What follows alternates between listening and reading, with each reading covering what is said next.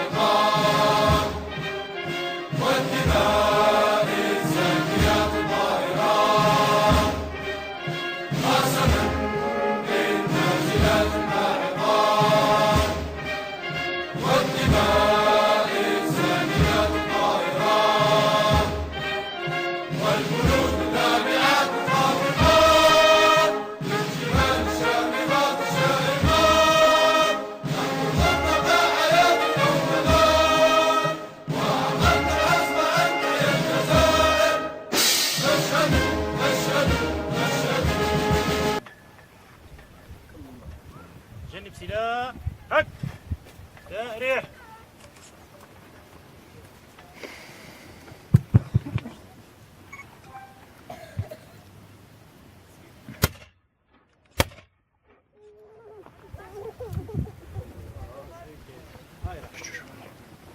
أرحب بهذا الجمع الكريم وعلى رأسهم ممثلي قطاع الدرك الوطني على مستوى بلدية تقلعيت وعلى مستوى بلدية غيلسة. أرحب بمشايخ الزاوية وطلبة الزاوية سيدي حسن على هذه، وأشكرهم جزيل الشكر على هذه المبادرة الكبيرة جدا. أشكركم شكرا يليق بمقامكم جميعا. نحن الآن في موقعة قرن الكبش الكبرى. هذه الموقعة أو الحدث أو المكان هو موقعة قرن الكبش الكبرى أو معركة قرن الكبش الكبرى. الزمان حدث في هذا المكان بالضبط يوم 23 مارس 1958. معركة كبيرة وكبيرة جدا. هذا التراب الذي نحن موجودون على ظهره الآن طاهر مطهر بدماء الشهداء. لا زال هذا التراب مختلطا أو تختلط ذراته بذرات أجسام الشهداء. في هذا المكان بالضبط كانت مقبرة للشهداء لا نعرف عددهم. آخر شهيد أو آخر رفاة لشهيد من شهداء هذه المعركة عثر عليه سنة 2010 فقط، وربما ما زال الكثير. هذا المكان المقدس أنا أسميه هذه المعركة هي أم المعارك بولاد حناش، لأنها بالفعل تتوسط جميع المعارك التي حدثت في ولاد حناش. في المقابل معركة باثمان، هنا معركة رأس الماء، المعركة التي قتل فيها الكابتن قيو وما يفوق 100 عسكري معه. من هنا معركة البرغوث من ناحية بيطام. وهناك المعارك، يعني المعارك الصغيرة التي نسميها معارك كثيرة لا تعد ولا تحصى. أحييكم من هذا المنبر. هذه وقفة يعني كنا ننتظرها منذ زمن طويل. آثار المجاهدين أو آثار الثورة لا زالت شاهدة لحد الآن. ربما لاحظتم أن هناك من الأطفال ما وجدوا يعني الخراطيش. أريد أن أشير فقط يعني بعد الاستقلال مباشرة طمست معالم التاريخ بهذه البلدية وبالمنطقة ككل، دائرة برج غدير ككل. من هنا كان يعني الجهل، يعني لا نلوم يعني آباءنا بعد الاستقلال، لأن الجهل هو الذي أدى بهم إلى هذا. كانت تجمع أطنان من الخراطيش وتباع في سوق برهوم ليذاب النحاس ويستعمل لأغراض أخرى، وهم لا يعرفون قيمة هذه الآثار. في منطقة بوصفري أين أسقط المجاهدون طائرة من طائرات العدو الفرنسي الموجودة حاليا بمتحف المجاهد ببرج بوعريريج، هي من آثار ولاد حناش. وكثير من القنابل الانشطارية والقنابل أنا لا أعرف أن أسميها، نقل الكثير والكثير من آثار الثورة إلى متحف برج بوعريريج حينما كنا تابعين لبلدية برج الغدير. أخيرا لاحظتم مشقة السفر إلى هذا المكان ونحن راكبين على السيارات، وربما يحس البعض ببعض القلق. المجاهدون رحمة الله عليهم كانوا مرابطين هناك، أتوا من برج الغدير، من باثنا، حتى من تونس، كانوا مرابطين هنا في قرن الكبش. كانوا وصادف هذا اليوم أو يوم المعركة كان يوم رمضان، يتحملون الجوع، يتحملون العطش، يتحملون البرد، قساوة البرد، لكن كانوا مؤمنين إيمانا قاطعا وعزيمة قوية على أن يموتوا شهداء أو يعيشوا كرما، وكان كذلك. فما علينا في هذا الوقت بالذات أن نضم الصفوف أو نرص الصفوف ونقوي الجبهة الداخلية لنا جميعا، لأن الفتن صارت كثيرة من طرف أعدائنا. انظروا ماذا حدث في العراق باسم الديمقراطية، ماذا حدث في سوريا، ماذا حدث في اليمن، ماذا حدث في ليبيا، وهم الآن يتحرشون بأن يزرعوا الفتن بين أوساطنا. فلنتحصن جميعا المجد والخلود بشهدائنا الأبرار. السلام عليكم ورحمة الله تعالى وبركاته.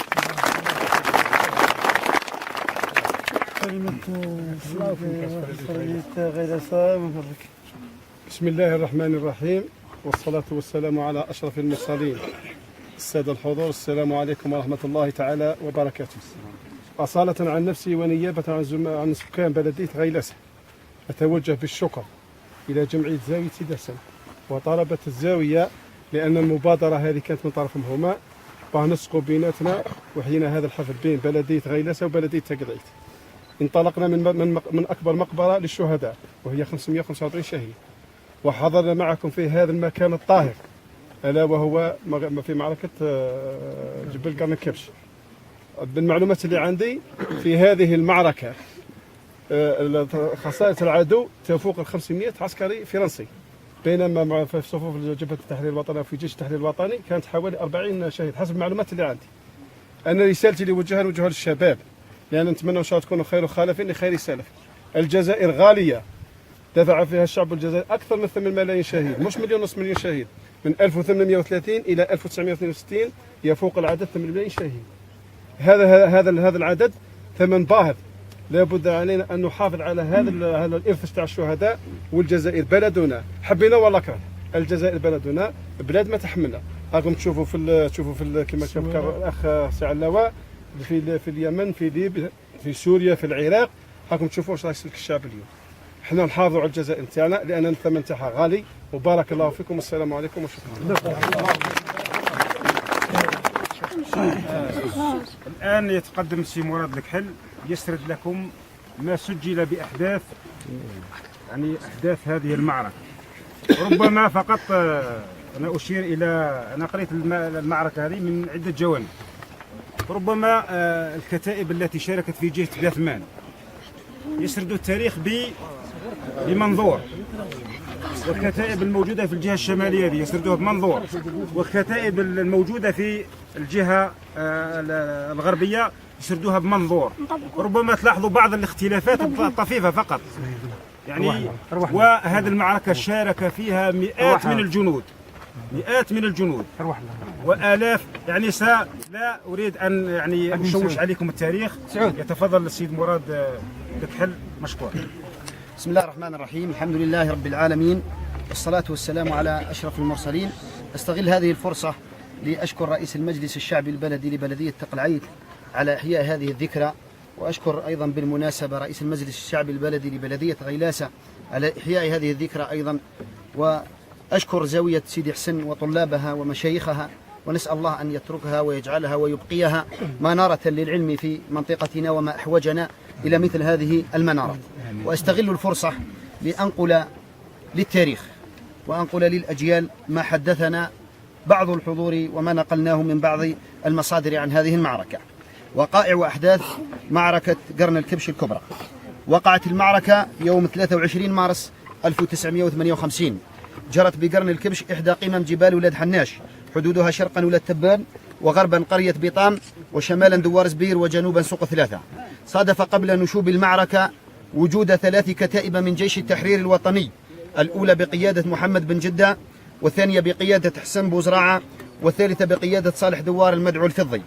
كانت مهمة الكتيبة الأولى أو الكتيبة الثانية مهاجمة مركز برج الغدير وتصفية إحدى الضباط الفرنسيين المدعو فيغار، حيث تناول أفراد الكتيبة وجبة العشاء بمنزل الشيخ المبروك شبشوب بدوار غيلاسة، وأخذوا قسطا من الراحة، في حين كانت الكتيبة الأولى متمركزة بقرية العقاقنة، حيث كانت تقوم بمراقبة قافلة العدو المتجهة نحو برج الغدير للقيام بعملية مسح لجبال الجهة.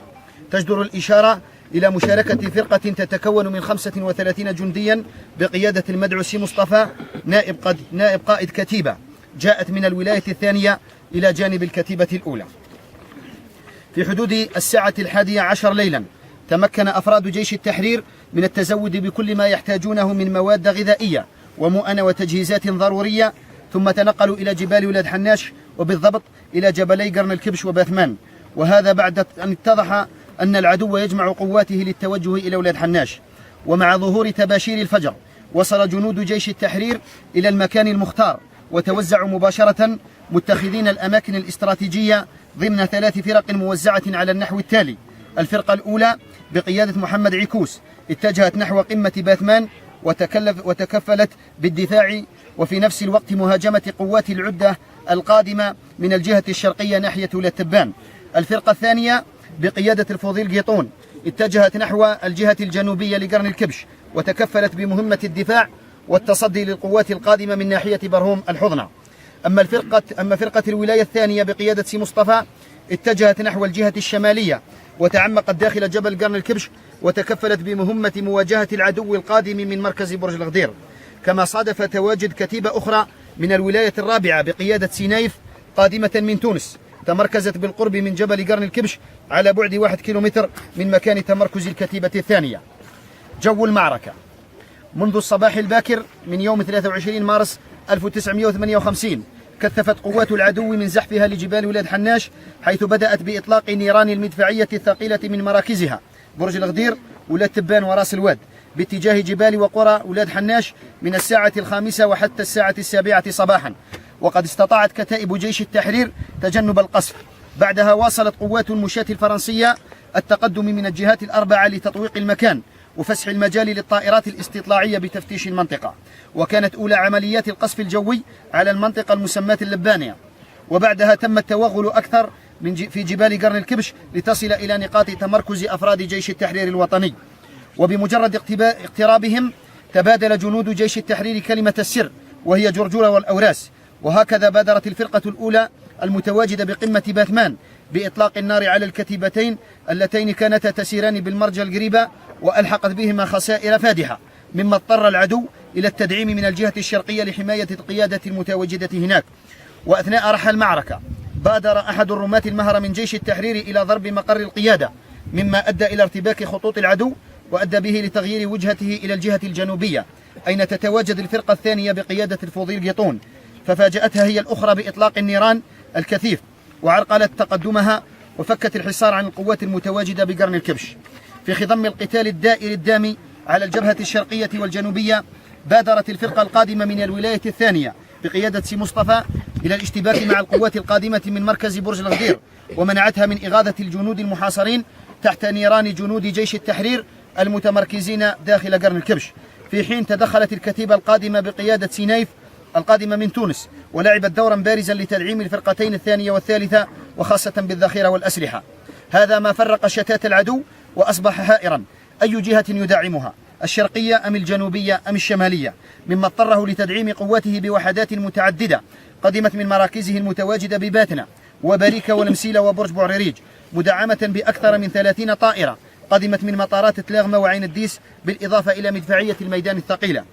أما أسلحة المجاهدين فكانت غالبيتها تتشكل من بنادق رشاشة خفيفة، منها رشاش عيار 30 ملم ألماني، وفيزا عيار 29-24، وطومسون أمريكي ماس 49-36، ومات 49، ورشاش إبران إنجليزي عيار 29-24. كما ساعدت الخنادق المنجزة مسبقا المجاهدين في تجنب القصف المدفعي والجوي، وهكذا وفي جو هذه الظروف والجو الذي كان يعمه الضباب والسحاب، لعبت هذا أيضا دورا في مباغتة قوات العدو. تحولت نقطة القوة وأصبح أفراد جيش التحرير الوطني هم المتحكمون في زمام المعركة، وفقد العدو توازنه فأصبح في حالة دفاع بدل الهجوم. دامت المعركة مدة 14 ساعة من 7 صباحا إلى غاية 9 ليلا، وقدرت مساحتها ب10 كيلومتر مربع. نتائج المعركة: أولا خسائر العدو حسب المعلومات الواردة من مصالح الاستخبارات للعدو فيما بعد قدرت ب500 عسكري من قواته بين قتيل وجريح، وإسقاط طائرة من نوع أستي وعطب عدد آخر. خسائر جيش التحرير الوطني: استشهاد 18 شهيد من كتيبة الناحية الثالثة في ميدان المعركة، من بينهم محمد عيكوس برتبة مساعد، وصالح عكشة عريف أول من الريس. أما باقي الشهداء فلم تصلنا أسماؤهم. أما دورية الولاية الرابعة القادمة من تونس فاستشهد منها 6 جنود، وجرح منها 5 آخرين، ممن استشهد في هذه المعركة بعض المواطنين، منهم حروز عمر بن عمار، وقاتل محمد بن خليفة الجمعي، بالقمري عيسى بن موسى، وطخ الأخضر، وطخ عيسى. ردود فعل العدو تجاه هذه المعركة: على إثر انتهاء المعركة شن العدو حملات تفتيش وإرهاب شملت جميع قرى الدوار، بحيث عمد إلى حرق المنازل، وعذب وقتل الكثير من السكان المدنيين، كما سلب أرزاقهم وممتلكاتهم، وقطع السبل وسبل الاتصال لمنعهم والتمويل عليهم. رغم هذا زاد ارتفاع معنويات المواطنين وإيمانهم بصدق الثورة وعجز العدو في مجابهتها، لما لاقاه من خسائر فادحة في هذه المعركة. 19 ماي 1958 قام العدو بعملية تمشيط واسعة مدعمة بالطائرات والدبابات، لأنها أصبحت لا تستطيع دخول القرى وجبال ولاد حناش إلا بالحشد الكبير، وكالعادة انتهاك الحرمات وقتل المواشي وسلب الممتلكات، نتج عنها اعتقال عدد من المواطنين واستشهاد عدد آخرين. فلنحفظ التاريخ ولنحفظ العبرة ولنحافظ على هذا الوطن، والمجد والخلود لشهدائنا الأبرار. والسلام عليكم ورحمة الله وبركاته.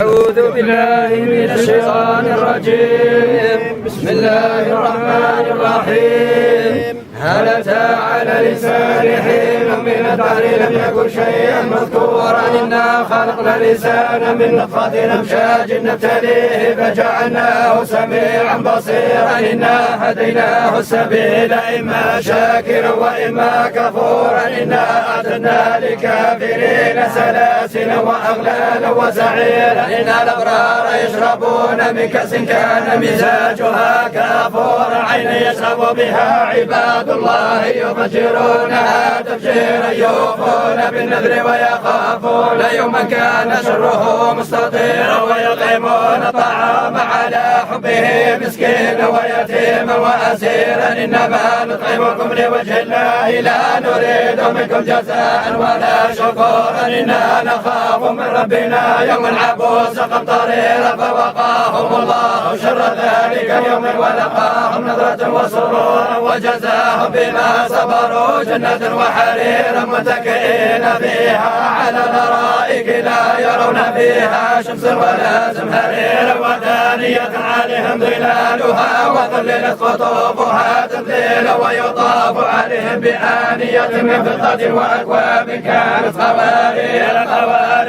من فضة قدروها تقديرا ويسقون فيها كأسا كان مزاجها زنجبيل عينا فيها تسمى سلسبيلا ويطوف عليهم ولدان مخلدون إذا رأيتهم حسبتهم لؤلؤا منثورا وإذا رأيت ثم رأيت نعيما وملك كبير عالي ثياب سدس خضر واستبرق وحلو أساور من فضة وسقاهم ربه شراب طهور إن هذا كان لكم جزاء وكان سعيكم مشكورا إنا نحن نزلنا عليك القرآن تنزيلا فاصبر لحكم ربك ولا تطع منهم آثما أو كفورا واذكر اسم ربك بكرة وأصيلا ومن الليل فاسجد له وسبحوا ليلا طويلا إن هؤلاء يحبون العاجلة ويذرون وراءهم يوما ثقيلا نحن خلقناهم وشددنا أسرهم وإذا شئنا بدلنا أمثالهم تبديلا إن هذه تذكرة فمن شاء اتخذ إلى ربه سبيلا وما تشاءون إلا أن يشاء الله إن الله كان عليما حكيما يدخل من يشاء في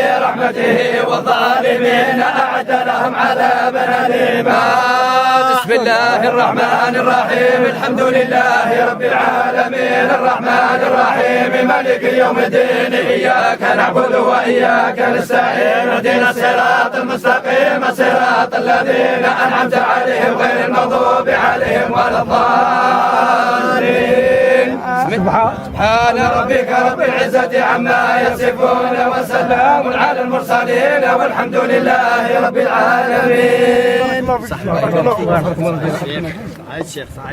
سعيد الشيخ ما زالت البركة إن شاء الله. بارك الله فيكم أيها الطلبة، بارك الله فيكم يا أهل الله وخاصيته. بارك الله أهل الشيخ. وش رايك؟ بس خير. على ضيوف تاع الزاويه تاع بلديه غيلاسه لا بلديه تقرايد قال كيفاش. واش رايك اليوم؟ رايي ان شاء الله ربي يتم الخير ان شاء الله وربي يجعل الخير للامه محمد كافه وخاصه الجزائريون ونقولوا للشباب هذو ربي ان شاء الله يعينهم على الشيء اللي رانا فيه. نتمنى يكملوا ان شاء الله يكملوا. نحن اذا درنا الطريق وهم يكملوها ان شاء الله. ان شاء الله. ايه ربي ان شاء الله يبارك الله. ما بعضناش ان شاء الله ما اكثر. بارك الله فيك. هذه راهي بدايه وان شاء الله. مشكور. هذه البدايه برك. صوروا. هذا من بقايا الثوره. هذا من بقايا الثوره. هذا تاع السلاح. وهذا انت وهذا تاع الشوكولات ولا السمين. قد ايه الخسائر تاع اللي شغل ما يعني راك تشوف شاهد شفتم البارحه انا في شاهد ابائنا كيف كانوا. نعم تكلم شوي. هذه اثار المعركه هذا راهو الشهيد يعني يتاثر شويه يتاثر معليش هو ما قدرش.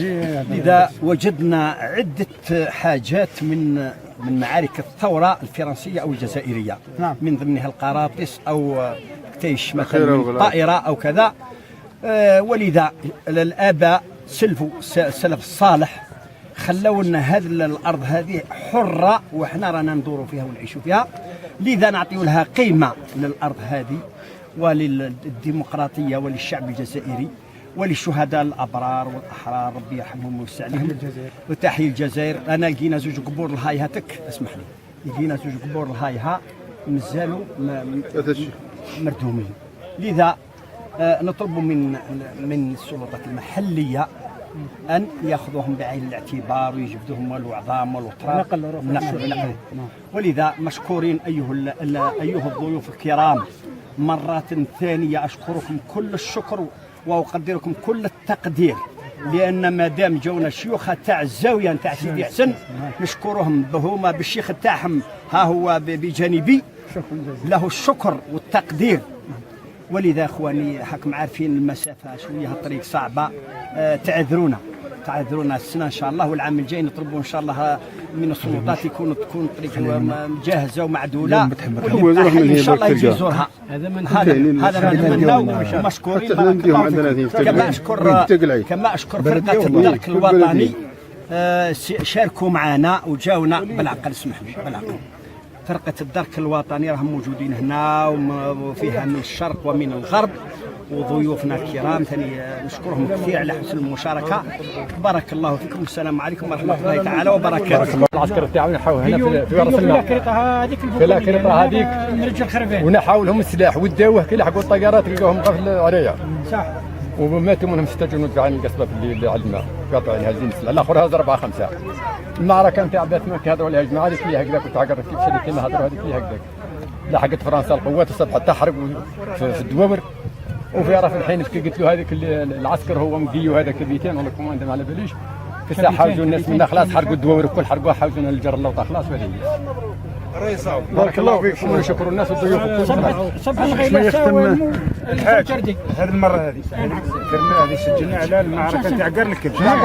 المناسبه الجايه ان شاء الله نتاع راس المدينه سهله نروحوا ان شاء الله. هذاك احنا نسميوه قرن الكبش ان شاء الله. هذاك احنا نسميوه قرن الكبش. لا لا هاو قرن الكبش. سامحني احنا نفهموا قرن الكبش من الخرز حتى. بارك الله فيك.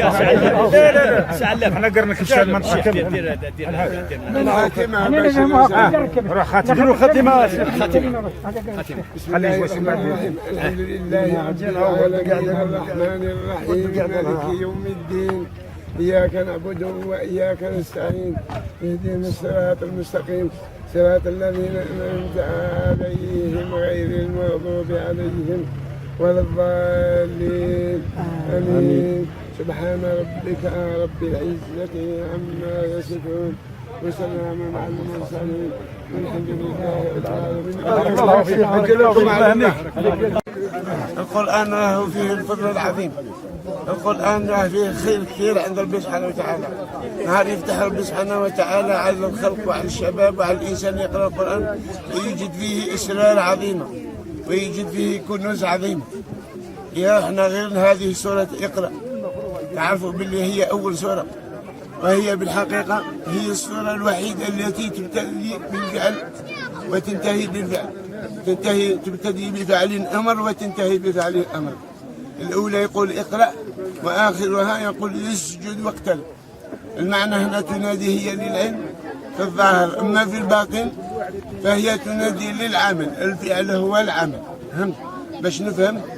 ولكن إذا قلنا هي للعلم يقول رب سبحانه وتعالى اقرأ وربك الأكرم الذي علم بالقلم علم الإنسان ما لم يعلم.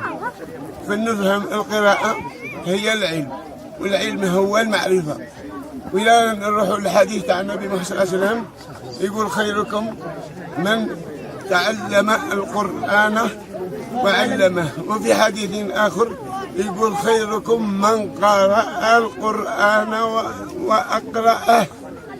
فنفهم كلمة قرأ قراءة، فقرأ 3 حروف وقراءة 5 حروف، وإذا ضفنا لها الألف واللام فتصير القراءة 7 حروف والقرآن 7 حروف والقراءة من القرآن.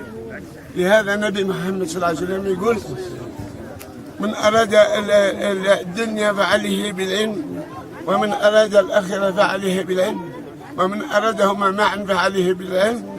ويزيد على ذلك يقول من أراد العلم فعليه بالقرآن. فنفهم بأن هذه السورة هي الوحيدة التي تبتدي بفعل أمر وتنتهي بفعل أمر. هذه اللي يقول بها ربي تعالى اقرأ ثم اقرأ فعل الأمر، وتنتهي باسجد واقترب. يعني في آخر بعد ما الإنسان يعرف ملاه في الحق حتى يعرف ملاه فقال له اقرأ باسم ربك، اقرأ باسم ربك كما يقول رب سبحانه وتعالى وعلم آدم الأسماء كلها. الإنسان باش يروح يقرأ وباش يروح يعبد رب سبحانه وتعالى حتى يعرف ملاه عز وجل. بارك الله بكم أخواني يا أحباب الله، لكم شرفتم هذه المنطقة هذه، يكرمكم إن شاء الله ربنا. وما تنسوش باللي هذه أمانة راهي في أعناقنا وأعناقكم، لازم نقوم بها. اللي هو في التعليم في التعليم، اللي هو في العمل في العمل، اللي هو في الاجتهادات كذلك. نطلب منكم كل واحد يوفي بعهده. هذه أمانة راها يتحمل بها كل الناس. ورب سبحانه وتعالى قال إن عرضنا الأمانة على السماوات والأرض والجبال فأبين أن يحملنها وأشفقن منها وحملها الإنسان. صدق الله مولانا العظيم. خوتي لازم كل واحد فينا يجتهد ويحاول باش يلحق للسر اللي أعطاه له ربي سبحانه وتعالى. كانوا ما نقولوش ما كانش، كان رجال، كاين أبطال، كاين مكتشفين، كاين باحثين، كاين ناس اللي راهم ساهرين كما قال هذاك الرئيس ذكر ربي على خير. النهار اللي دخل رئيس الحكومة عبد العزيز خادم، النهار اللي دخل كلمة نتاعو قال إن لله رجال، قال الرجال راهم يسهرون على هذه البلد ليل نهار. يعني عجبتني الكلمة نتاعو ما شاء الله، مازال ما نسيتهاش. وانتم يعطيكم الصحة. بارك الله بارك الله فيك.